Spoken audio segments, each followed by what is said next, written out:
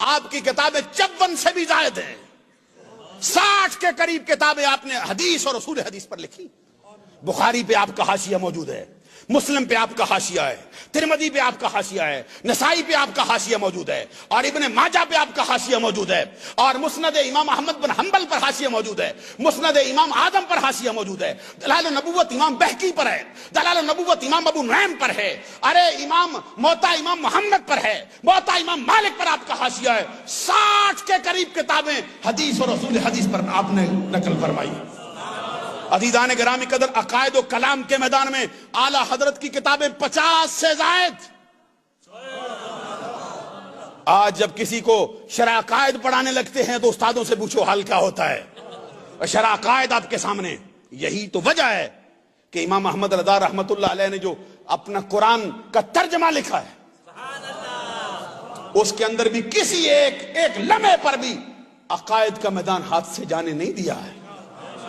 میں آنے والی گفتگو میں یہ عرض کرتا چلوں درمیان میں ہی، امام احمد رضا رحمت اللہ علیہ کا ترجمہ قرآن جس کو آپ آسانی سے سمجھ سکتے ہیں، جس کی ہر بندے کو ضرورت پڑ سکتی ہے، وہ تمام تراجم میں اچھوتا انداز رکھتا ہے، اور ایسا ترجمہ قرآن ہے۔ صرف ہم عقیدت کی بنا پر نہیں کہتے، بلکہ یہ میدان ہے تعرف الاشیاء بازدادھا، چیزیں اپنی ضد سے پہچانی جاتی ہیں۔ امام احمد رضا رحمت اللہ علیہ سے پہلے بھی ترجمے اردو قرآن میں لکھے گئے، اردو زبان کے اندر لکھے گئے ترجمہ قرآن، جس میں شاہ ولی اللہ محدث دہلوی کا ترجمہ پہلے فارسی زبان میں، ان کے 2 بیٹوں کا ترجمہ، شاہ عبد القادر کا، شاہ رفیع الدین کا، یہ ترجمہ پرانی اردو کے اندر ہے۔ آج کل کی اردو پڑھنے والا بندہ، اردو ملہ کا جو طالب علم ہے، اس کے لیے وہ زبان سمجھنا شاید ممکن نہ ہو۔ اس کے بعد ترجمے پھر لکھے گئے، سید احمد کا ترجمہ ہے، یہ محمود الحسن دیوبندی کا ترجمہ ہے، مولانا اشرف علی تھانوی حکیم الامت دیوبند کا ترجمہ ہے، عبد الماجد دریابندی جو بڑا اردو کا ادیب، عریب اور رائٹر مانا جاتا ہے، اس کا ترجمہ ہے، مرزا صاحب کا ترجمہ ہے، ڈپٹی نذیر کا ترجمہ ہے، فتح محمد جلندری کا ترجمہ ہے۔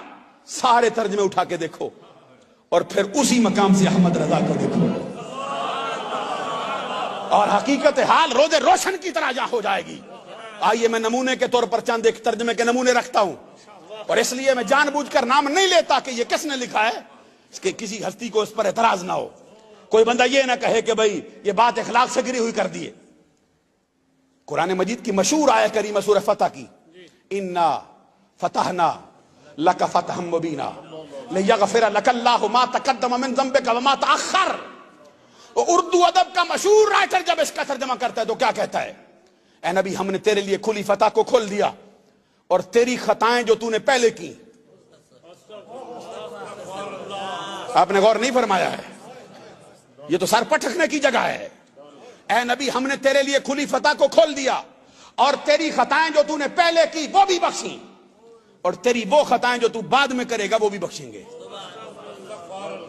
بھئی نبی خطا کار ہے، اور صرف یہ نہیں کہ ماضی میں خطائیں کی ہیں، قرآن اترنے کے بعد بھی خطا ہونا ممکن رہ گیا ہے، معاذ اللہ ثم معاذ۔ اور جب کہا کہ چلو ان کو چھوڑو کسی اور سے پوچھ لیتے، ادھر سے آواز آتی کہتے ہیں اے نبی، ہم نے تیرے لیے کھولا اور تیرے گناہ جو تو نے پہلے کیے وہ بھی بخشے، اور تیرے وہ گناہ جو تو بعد میں کرے گا وہ بھی بخشے۔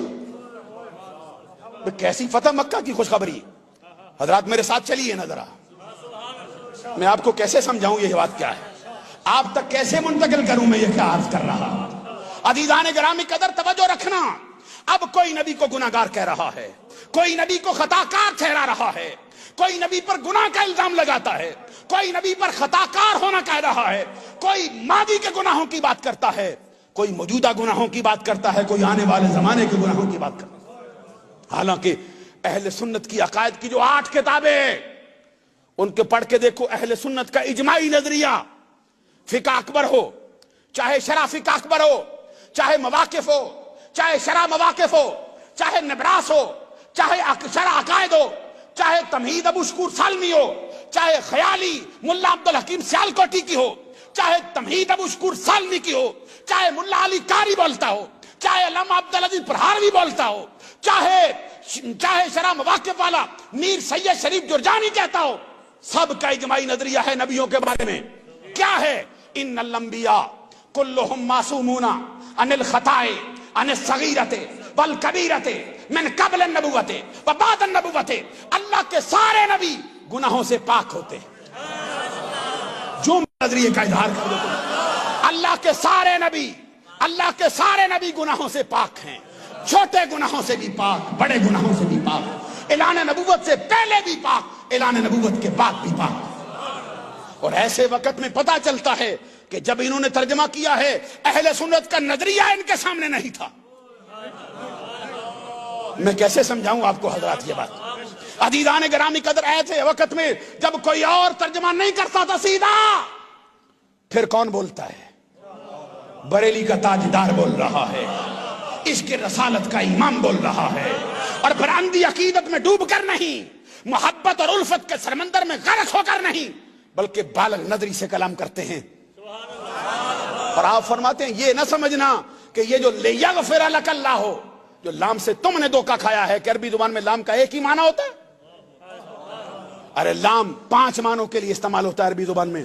کبھی اختصاص کے لیے آتا ہے, کبھی علت کے لیے آتا ہے, کبھی زائدہ بنایا جاتا ہے کلام کو حسن دینے کے لیے, کبھی اس کے قسم کے لیے لایا جاتا ہے. اور کہا گیا ہے فارسی میں لام بہرے اختصاص ہو, عاقبت, علت, قسم, زائدہ, ان رام مرادف بعد قول ہے بیریا.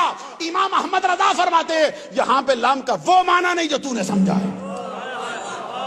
ہم بتاتے ہیں وہ کیا ہے. تو پھر امام احمد رضا کے قلم سے جو ترجمہ نکلتا ہے کیا فرماتے ہیں؟